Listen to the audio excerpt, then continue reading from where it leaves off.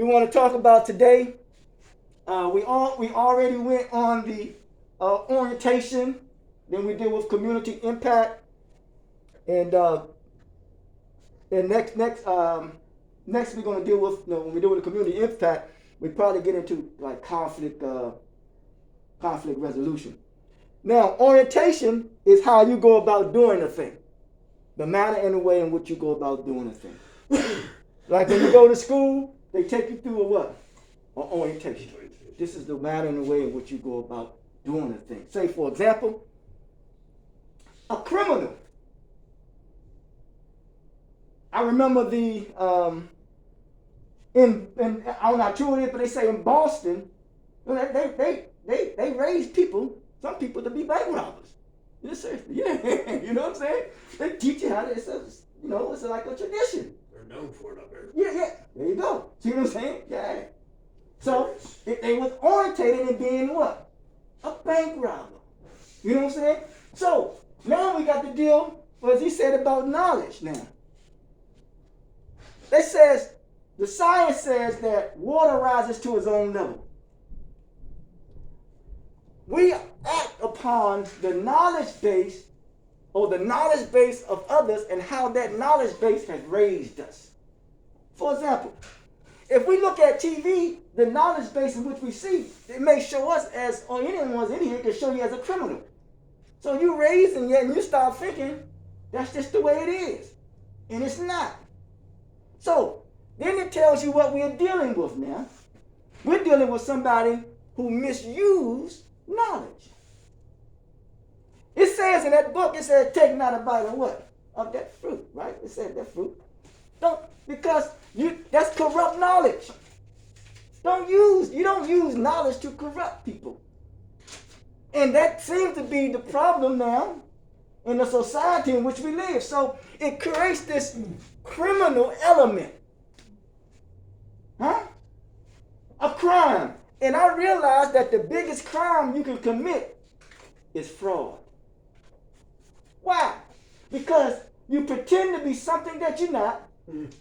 You promise something to somebody that you're unable to come through on. And what happens is that when you do that, you know what you do? You anger people.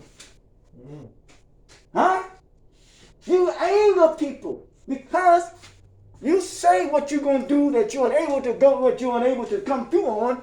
You think of yourself more highly than you ought to, so you use the knowledge to exploit people and take advantage of people, and then we start taking advantage of each other.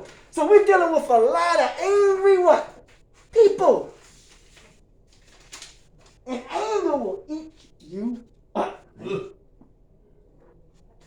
Anger will eat you up, man. Then it gets into this word, as you said again before that, the danger of anger. The danger of anger. That is a mean thing, man. So we hope that whatever that we're doing here, that we can try to, as I try to process this thing in a very go about it meticulously, that we can deal with these human emotions / feelings. Now, let's try to distinguish between human emotions and feelings. It says emotions are associated with bodily reactions. Now, what do we see there? We see this here. Emotions are associated with bodily reactions.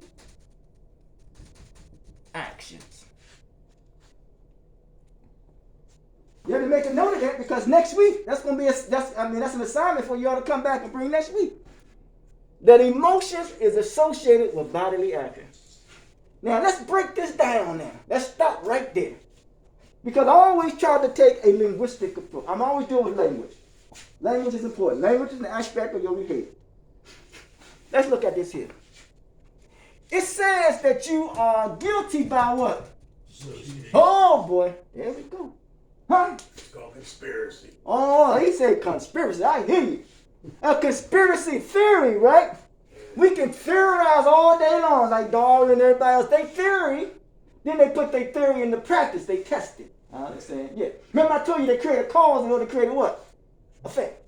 So these emotions, it says, are associated, which means it forms an association. Huh? So, the challenge is when we come to mental health and substance abuse, we're dealing with a group of people whom we what? Associated with, whom we keep company with. Huh? Now, the thing is though, what are we saying to ourselves? That's what's most important. How do we see ourselves? What are we saying to ourselves? And what are we going to do about it? Now, anybody who's going through some, or even when you're growing up, you always want to make a reputation for yourself, right? But when you get older, you find out that they ain't even worth it, man. Huh? Because you have matured. You have evolved. You have become mature. So that means you don't associate with the foolishness, then you disassociate yourself. Huh? You remove yourself from the association of not being able to control your what? Your emotions. Now, how do you go about doing it? Huh? That's why I say, Kevin, a lot of people get me mixed up. They say that I'm always angry all the time. I said, nah, you got it mixed up. Yeah. I said, I just don't take no bullshit. You know what I mean? Yeah. That's the good stuff. Well, you can't take it because I realize, bullshit is only good for growing grass. But yeah. So that's the deal with that one there. So it's association. So you remove yourself from the association. Now, huh? Yeah, it's good for growing grass. Yeah. So in this thing, you got here. You ever heard this? The NBA, right? That's the National Basketball what? Association. They create an association or a group of people. Now, the thing is, once you become a part of that association, more than likely, they're going to look out for you because you're benefiting the what? You're benefiting the association. So, what is it saying? Is that those things that which we associate with drugs or what have you, when we go give our money to the drug man, who benefited from it? The drug man. He benefited from it. But when you disassociate yourself and you control your emotions, that means you're going to start displaying some discipline. That's right. Discipline. And the prefix of the word disciple is what? Discipline. That's all he's saying. You got to have discipline. Huh? Follow the rules. Disciple are followers of the rules, right? Yeah, now listen, you say followers of the rules. That's what it said, following of the rules. Following is not following anyone. It is, you are an example. You are the model. You are the pathfinder. You're paving the way. And that becomes the what? That becomes the rule. Huh? He who has the goal makes the rule. I say he who measures the worth of gold is ruler of himself and herself. What does that mean? That means that, listen, we got to stop being dependent on everyone else or anyone else. You got your own individuality. You can control your own what? Destiny. It's on you. It ain't on nobody else. Because when a child comes, he's weaned on his mother's breast or whatever, how you do it now. And after you get off that, it is his responsibility or her responsibility to stand on his or her own what? Feet. Go ahead. 2 feet. That's right. Feed themselves. There you go. That's what it's all about. You got to create your own way. Every group of people have always did that. They take from somebody and claim it to their own. You can't blame them for doing it. They looking out for who? Themselves. Now, but it's a collective body. Now, let's say the individual and the collective now. We came here, we wasn't here, we was in darkness. When I was in my mother's womb, I couldn't see nothing. So, lo and behold, you don't realize that you got to have this, whether we like it or not. Huh? We got to have some faith. We have it. Because we was in our mother womb, we had no what? We had no control over it. And I ain't talking about no religious stuff. I ain't talking about none religious. So, but we had to come out into the what? Into the light. And what is light? Light is knowledge. That's what they say. So, we said that emotions is associated with, what's up? Bodily reactions. Body. Now, it says that about your body won't move unless it sends signal to the head or to the brain, right? Then it moves. You know what I'm saying? So, whatever it is that the messages that we get into our mind, it's making us move. Our bodily reactions. Emotions now. It says here that they are divided through, or they come through one's neurotransmitters, but the energy that you transmit. Let's look at that. Then there's what they call hormones are released by the brain. Feeling. Conscious is experienced by one's emotional reactions. Let's look at that now. Conscious is experienced by one's emotional what? Reactions. All right. What we're getting into now is this here. Is responsibility. Why? Because nature comes to awaken our emotions, awaken us, our conscious, and then therefore we must be responsible. We're talking about responsibility. Now, it says emotions are physical, instinctive, promoting bodily reactions, and then therefore, you know this here, if that's the case, if you want to win the favor of the dog, you give him a what? A cookie, a reward. You make him respond and react in a certain way. And now, in this society, they call it a means to a what? Yeah. To an end. Let's look at this. Let's try to take this, if I may use it, but not that I'm trying to use it to another level. How come everything got to be reward and punishment? How come? How come? Huh?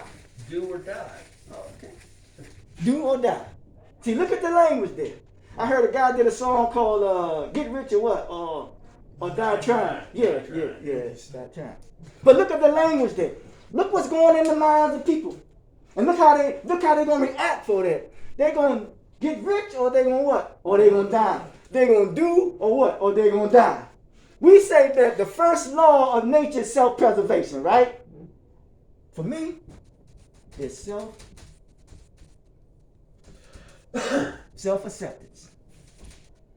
The first thing you have to learn to do is what? Accept yourself, man. Accept yourself. That's key. But you see the language that we use now. Do or die. Do get rich or die trying. What if you don't do it? Don't get rich. They say, well, you shoot for the star. At least you shoot for the star. At least you're amongst the stars. But what if you don't? Who set these standards? Who set these rules? These are standards that somebody else set. These ain't your standards. These somebody else. So if you don't do it, wind up in life, it's going to anger you. And then you're going to start getting into your feelings. And you're going to start getting into your emotions. Huh? Now, you know how you get into your feelings and your emotions. You know, some of us are very passionate people. Go ahead. That's all they say. I've heard the rooms, narcotics, anonymous 1,000 times. We're chasing the feeling. That's all. That's all. That's all. Chasing the feeling. That's all it is, man. Heard it meetings numerous. Because it makes us feel what? Good. Everybody want to feel what? Want to feel good, man. But the challenge is, in that feeling and feeling good, are you overlooking the fact that that's all what life is all about? Just the pleasure? No. Where there's pleasure, once again, it becomes a responsibility. Now, I want to talk a little bit before I get into those purpose, prescription, description, policy, procedure, potential, awareness, and ascension. I'm going to read something about the process of manhood. A male is a biological entity. You simply have to have male genitalia to be a male. The male mentality is dictated by appetite, instinct, urges, desires, or feelings with low self-control. He is driven out of passion and intense desire for pleasure. One of the key traits to being a male is his dependency and lack of self-sufficiency. The male is not in control, but his desires and urges are. Think about this. This is the male. You got male, boyhood, and manhood. Male is not controlled, but desires and urges are. That's right. Yep. This comes from the psychology of Dr. Naeem Akbar. Because Urges are psychological slavery. yeah. This comes from Naeem Akbar. Say the male. Now, because the challenge is that once we keep, this is the challenge. Remember we said we got to manage and control our emotions. We're dealing with emotions, and as far as the also with self-esteem, that we got to have this here, this discipline, because all we're doing is being controlled by our what? Our desire and our urges, man. I got to get this hit, man. I got to do this. Because D repeat themselves, become habits. Go ahead. Yeah, they say desire. I've heard that word so many times in treatment centers. Yeah. It's all you need is desire. Yeah. To stop using substances, toxins, and chemicals. That's all. I heard that. That's right. Because desire is mean now. Now some religious folks don't get caught up on desire, but that's on them. But the challenge is this is that no one won't change if they don't see an issue with their actions. No one won't change if they don't see an issue. Because they don't see an issue with it. Because they don't have, I could talk to, turn colors or whatever. Not that I want to turn colors. But if I could talk, but if you don't have a desire to, you're not going to listen. You're not going to apply it. Because you don't have a desire. You say that we're forced to be here. Let's say you're forced to be here, right? But I think that when I was in a facility, yeah. Listen, man, I used that to my advantage. Huh? And when I used it to my advantage, it wasn't nothing that I seen that was what? That was forced on me. I changed that force and utilized that force to my advantage. And when I used that advantage, it became natural to me, man. It's like, when you do things, it becomes like second nature. Repetitious. Yeah, that's all. But I didn't see it. Remember, the problem is not the problem, it's the attitude that you have about the problem. The problem is not the problem, so it's the attitude that you have about the problem. So don't see it as, oh man, I gotta go in and deal with this and deal with that. No, use it to your advantage. Everything you use, listen, when we all want to go get a hit, we'll manipulate somebody, won't we? Hell yeah. So why not? It's like I was talking to one good person, and I was telling them about something, and they may not like this, but I was telling them they have problems with I'm not saying no name, they had a problem how they feel about themselves. They teeth, that problem they haven't got the teeth in their mouth, and they wait for the teeth to come. And I say, your teeth don't define who you are. But she feels some kind of way. Then somebody else told her that that's what they sound like. They said they sound like somebody without their teeth in their mouth. But listen, we have been so programmed to accept insults rather than the truth. Huh? That's programmed. It's more to you than meets the eye. But we don't see that. We let one little thing define us, man. Insult and injury. I heard that. That's another thing, insult to injury, yeah. One little thing. So, who don't make mistakes in here? Man, give yourself a chance, man. Do what, buddy? Give yourself a chance.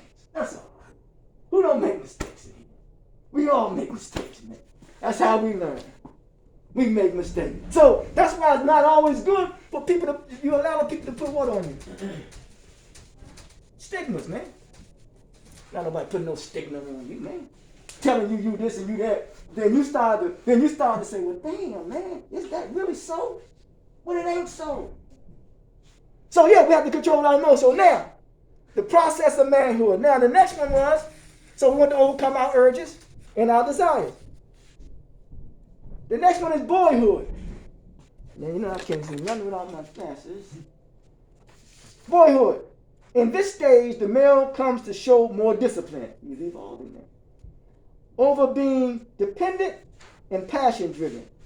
However, the reasoning has not matured. His reasoning has not matured. Why? Because we're here to learn how to reason with one another. As of yet, the interest in complying to order is to only look out for himself and get what he wants, even though he may not want to hurt people. Don't that sound like when you want a drug or hit or something? Who have been nice to him, and they may have feelings for the well-being of others. He has the tendency to be slick. Discipline becomes an instrument of manipulation, and playing games overrides a state of seriousness. Ain't that something? I'm going to read that one again. Boyhood. In this stage, the male comes to show more discipline over being dependent and passion-driven. However, the reasoning has not matured. As of yet, the interest in complying to order is to only look out for himself and get what he wants, even though he may not want to hurt people who have been nice to him, and that he may have feelings for the well-being of others. He has tendency to be what? Slick. Discipline becomes an instrument of manipulation, and playing games overrides a state of seriousness. That's a serious deal there, man. A tendency to be slick. Manipulation. Playing games. How many of us have tried to play games and be slick? I ain't heard that. No. Talk about. 15 minutes from when. Yeah, now, we want to try to do our best not to allow ourselves to fall victim into becoming manipulators. But Because it depends on how nice you are with your game. yeah, okay. Let's look at that. He says how nice you are with the game. Ain't that something? You know what he just did? What's that?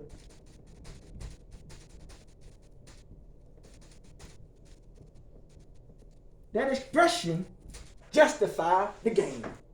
The slickness of it. Nice with it. You know what I'm saying? Now you know, you playing basketball, they say he's nice with his game. You know what I'm saying? Now, when you try to get a woman, you nice with it. You know what I'm saying? You slick with it, right? Mm-hmm. Then you can get them, right? But man, I keep telling you, man, we can play with this all day long. But man, if you doing that, you become an irresponsible person. Not responsible for your choices and the decision and your actions that make you become irresponsible. And remember, you become nice with the game of being what? Irresponsible. Nice with it, man. And it's all a game. Remember, it says that the reasoning has not matured. It says in this stage of boyhood, remember when people say that? We're in the stage of boyhood. It says that the male comes to show more discipline over being dependent and passion-driven. However, the reasoning has not matured as of yet. his ability to reason. So we can find reason to justify any type of behavior. And we think that it is so when it ain't so, and we try to make wrong right. One guy never said it better, and I'm trying to bring him in. He said it took him 50 years to realize he couldn't do wrong right. I mean, God dang it. You know what I'm saying? He couldn't do wrong right. I know times when I try to skip school, all of a sudden, man, my father come home and catch me. I'm like, God dang it. I can't believe I kept getting caught. You know what I'm saying? That's because you come to school in your own house.